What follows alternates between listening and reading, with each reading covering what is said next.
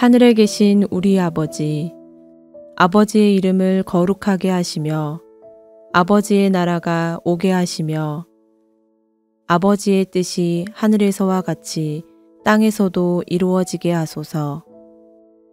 오늘 우리에게 일용할 양식을 주시고 우리가 우리에게 잘못한 사람을 용서하여 준 것 같이 우리 죄를 용서하여 주시고 우리를 시험에 빠지지 않게 하시고 악에서 구하소서. 나라와 권능과 영광이 영원히 아버지의 것입니다. 아멘.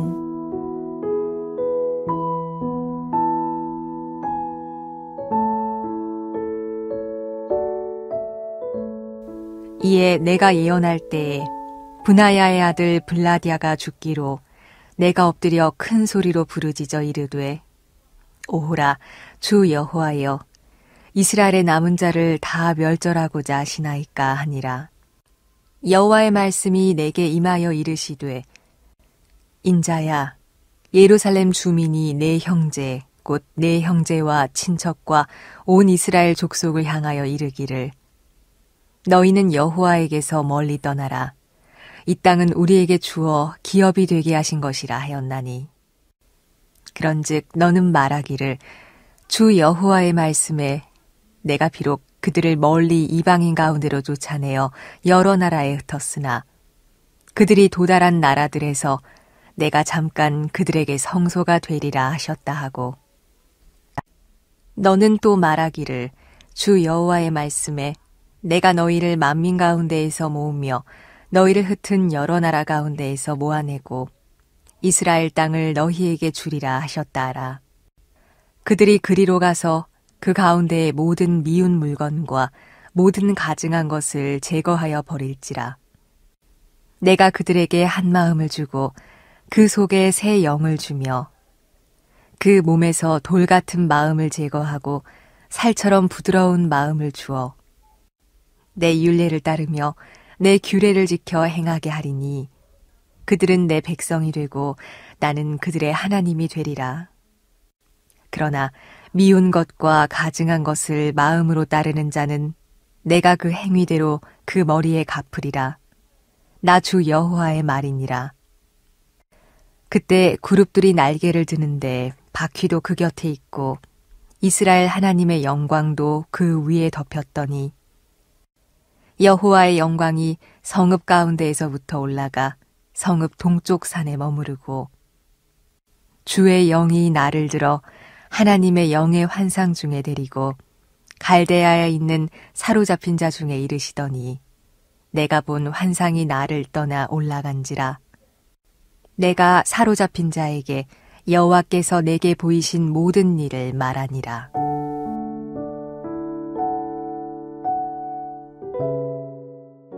여러분, 우리가 평생 살아온 정든 집이 있다고 한번 생각해 보십시오.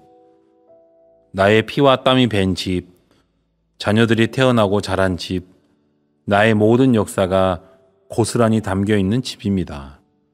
그 집은 나에게 세상에서 가장 안전한 피난처이고 나의 전부처럼 느껴집니다. 그런데 어느 날 건축 전문가가 와서 집을 세밀하게 진단하더니 충격적인 말을 합니다. 선생님, 겉은 멀쩡해 보이지만 이 집의 기둥과 기초가 이미 다 썩어서 곧 무너질 위험이 있습니다. 이 집을 떠나셔야만 합니다. 만약 여러분이 이런 말을 듣게 된다면 얼마나 절망적이겠습니까? 내가 가장 안전하다고 믿었던 그 집이 사실은 나를 위협하는 가장 위험한 곳이었다는 사실을 깨닫는 순간입니다. 이제는 그 집을 떠나야만 살 수 있는 역설적인 상황에 놓이게 된 것입니다. 오늘 우리가 읽은 말씀이 바로 이와 같습니다. 이스라엘 백성에게 예루살렘 성전은 그들의 신앙의 집이요 그들의 정체성이며 전부였습니다. 그러나 그 집의 기초가 죄로 인해 완전히 썩어 무너져 내리고 있었습니다. 그런데 하나님은 놀랍게도 그 무너진 집을 떠나 낯선 땅으로 쫓겨난 자들에게 찾아가셔서 내가 너희의 새 집, 내가 너희의 새로운 성전이 되어주겠다고 말씀하십니다. 인간의 가장 큰 절망의 순간이 하나님의 가장 위대한 새로운 시작의 순간이 되는 이 역설이 오늘 본문 안에 생생하게 담겨 있습니다. 오늘 본문은 에스겔 선지자의 처절한 절규로 시작됩니다. 악한 꾀를 꾸미던 지도자 블라디아가 에스겔의 예언 중에 갑자기 죽게 되는 것을 눈앞에서 목격합니다. 그 충격과 공포 속에서 에스겔은 얼굴을 땅에 대고 엎드려 부르짖습니다. 오호라 주 여호와여, 이스라엘의 남은 자를 다 멸절하고자 하시나이까. 하나님의 무서운 심판 앞에서 이스라엘의 마지막 희망마저 모두 끊어지는 것 같은 완전한 절망의 순간입니다. 바로 그 절망의 한 복판에서 하나님의 말씀이 임합니다. 하나님은 당시 이스라엘의 두 그룹을 극명하게 대조시키십니다. 첫 번째 그룹은 예루살렘에 남은 자들입니다. 그들은 여전히 성전을 차지하고 있고 땅을 소유하고 있습니다. 그들은 모든 것을 잃고 포로로 잡혀간 동족들을 향해 이렇게 조롱합니다. 15절입니다. 너희는 여호와에게서 멀리 떠나라. 이 땅은 우리에게 주어 기업이 되게 하신 것이라 하였나니. 너희는 하나님께 버림받았고 우리만이 진짜 선택받은 백성이다. 이 땅과 성전은 이제 다 우리 것이다 라는 끔찍한 교만과 독선에 가득 차 있습니다. 두 번째 그룹은 포로로 잡혀간 자들입니다. 그들은 모든 것을 잃었습니다. 성전도 땅도 집도 없습니다. 심지어 동족들에게마저 버림받았다고 조롱당하는 인간적으로는 아무런 소망이 없는 절망의 사람들입니다. 그런데 하나님의 평가는 세상의 평가와 완전히 달랐습니다. 하나님은 모든 것을 가졌다고 교만해진 자들이 아닌 모든 것을 잃고 절망에 빠진 포로들을 향해 약속의 말씀을 선포하십니다. 이 놀라운 약속 가운데 우리는 우리를 향하신 하나님의 마음을 발견하게 됩니다. 첫째로 하나님은 버려진 자들을 찾아가 친히 성소가 되어 주십니다. 16절입니다. 그런즉 너는 말하기를 주 여호와의 말씀에 내가 비록 그들을 멀리 이방인 가운데로 쫓아내어 여러 나라에 흩었으나 그들이 도달한 나라들에서 내가 잠깐 그들에게 성소가 되리라 하셨다 하고. 여러분, 성소란 하나님의 임재의 중심인 거룩한 성전을 의미합니다. 그런데 하나님께서 이제는 돌로 만든 건물이 너희의 성소가 아니라 내가 직접 너희의 성전이 되어주겠다라고 선언하십니다. 여러분, 이것은 신앙의 혁명과도 같은 것입니다. 장소나 건물이 우리의 신앙을 보장하는 것이 아니라 하나님 자신이 우리의 예배의 대상이자 임재의 공간이 되신다라는 것입니다. 가장 큰 상실의 자리에서 가장 큰 임재를 약속하시는 하나님의 놀라운 은혜입니다. 둘째로, 진정한 회복은 환경의 회복이 아닌 마음의 회복에서 시작된다는 것입니다. 19절입니다. 내가 그들에게 한 마음을 주고 그 속에 새 영을 주며 그 몸에서 돌 같은 마음을 제거하고 살처럼 부드러운 마음을 주어. 하나님은 그들에게 땅을 돌려주시기 전에 먼저 그들의 마음을 바꾸시겠다고 약속하십니다. 돌 같은 마음이란 무엇입니까? 하나님의 말씀이 들려와도 아무런 감각이 없고 찔림도 없고 회개도 없는 완고하게 굳어버린 마음입니다. 반면 살처럼 부드러운 마음은 어떻습니까? 말씀이 들리면 아파할 줄도 알고 기뻐할 줄도 알고 눈물 흘릴 줄도 아는 살아있는 마음입니다.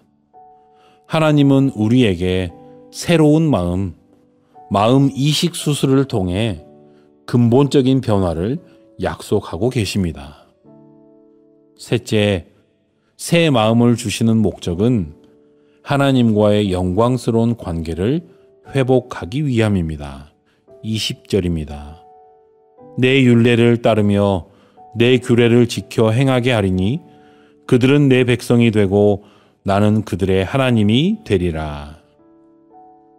하나님께서 우리에게 새 마음을 주시는 이유는 단지 우리 기분 좋으라고 주시는 것이 아닙니다.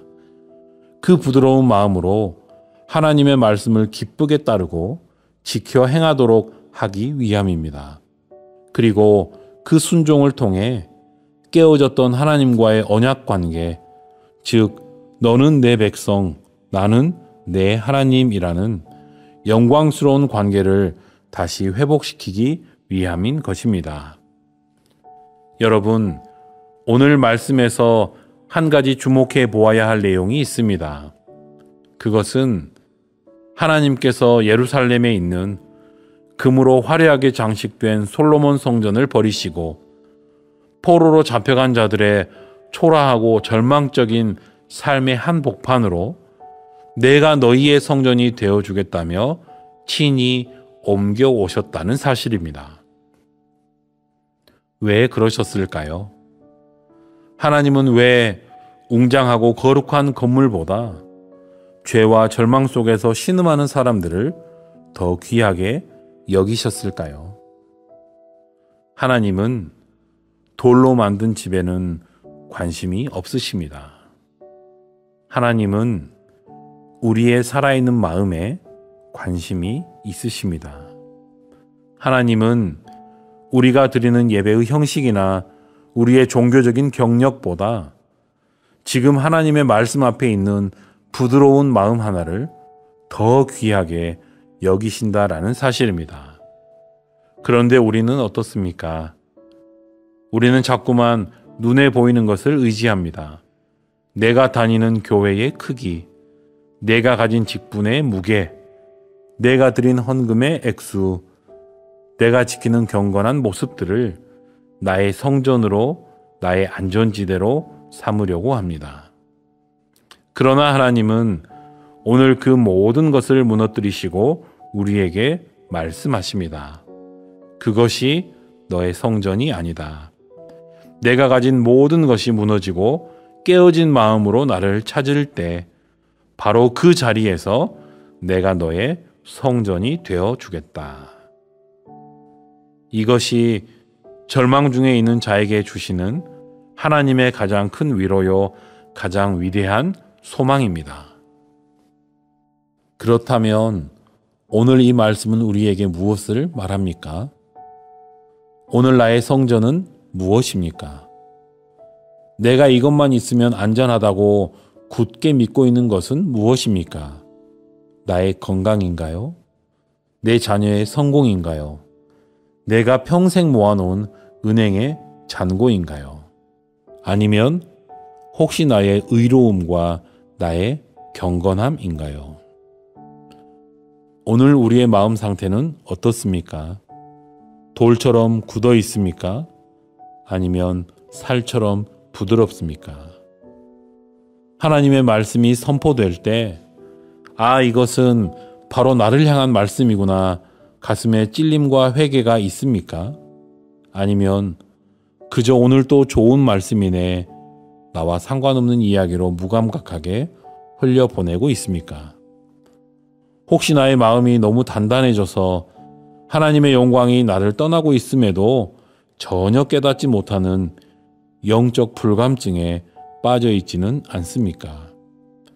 오늘 이 새벽 하나님 앞에 우리의 돌 같은 마음을 그대로 내어놓읍시다. 주님, 제 힘으로는 이 마음을 바꿀 수 없습니다. 주님께서 약속하신 대로 제게 새 영을 주시고 이 돌 같은 마음을 제하여 주시고 살처럼 부드러운 마음을 주옵소서 간구할 수 있기를 바랍니다. 하나님만이 우리의 굳은 마음을 바꾸실 수 있는 유일한 분입니다. 말씀을 맺습니다. 하나님은 건물을 떠나 사람에게 오셨습니다. 예루살렘을 떠나 포로된 땅으로 오셨습니다. 그리고 마침내 하늘 보좌를 버리시고 이 땅에 인간의 몸으로 오셔서 십자가에서 자기 몸을 찢으심으로 우리를 위한 영원하고 완전한 성소가 되어 주셨습니다. 그분이 바로 우리 주 예수 그리스도이십니다. 사랑하는 성도 여러분, 오늘 하루 문제와 절망의 자리에 계십니까? 그래도 괜찮습니다. 바로 그 자리가 주님께서 찾아오셔서 우리의 성소가 되어주시는 은혜의 자리가 될 것입니다. 우리의 돌 같은 마음을 주님께 맡기고 부드러운 마음으로 주님과 동행하며 주님께서 몸소 베풀어 주시는 참된 평안과 기쁨을 온전히 누리는 복된 하루가 되시기를 주님의 이름으로 간절히 축원합니다. 기도하시겠습니다. 하나님, 오늘도 저희를 사랑하사 이 거룩한 말씀의 자리, 기도의 자리로 불러주시니 감사를 드립니다. 오늘 말씀을 통해 모든 것이 무너진 절망의 자리에서도 친히 우리의 성소가 되어주시는 주님의 놀라운 사랑과 은혜를 깨닫게 하시니 감사합니다. 눈에 보이는 성전과 세상의 조건을 의지하며 그것이 나의 안전이라 착각하며 살았던 저희들의 어리석음을 용서하여 주옵소서. 주님, 이 시간 저희의 마음을 주님 앞에 정직하게 내어놓습니다. 세상의 염려와 교만과 해묵은 상처들로 돌처럼 굳어버린 저희의 마음을 불쌍히 여겨 주옵소서. 주님의 약속의 말씀을 붙들고 간절히 구하오니 저희에게 새 영을 부어주시고 이 돌 같은 마음을 제하여 주시고 주님의 말씀을 들을 때마다 기쁨으로 반응하며 순종하는 살처럼 부드러운 마음을 허락하여 주옵소서. 그리하여 오늘 하루도 어떤 상황, 어떤 장소에 있든지 하나님께서 나의 성소이심을 믿고 담대하게 하시고 주님과 동행하는 기쁨 속에서 하나님의 백성다운 거룩한 삶을 살아내는 저희 모두가 되게 하여 주옵소서. 예수님의 이름으로 기도하옵나이다. 아멘. 계속해서 더 깊은 묵상과 기도를 이어가시기 바랍니다.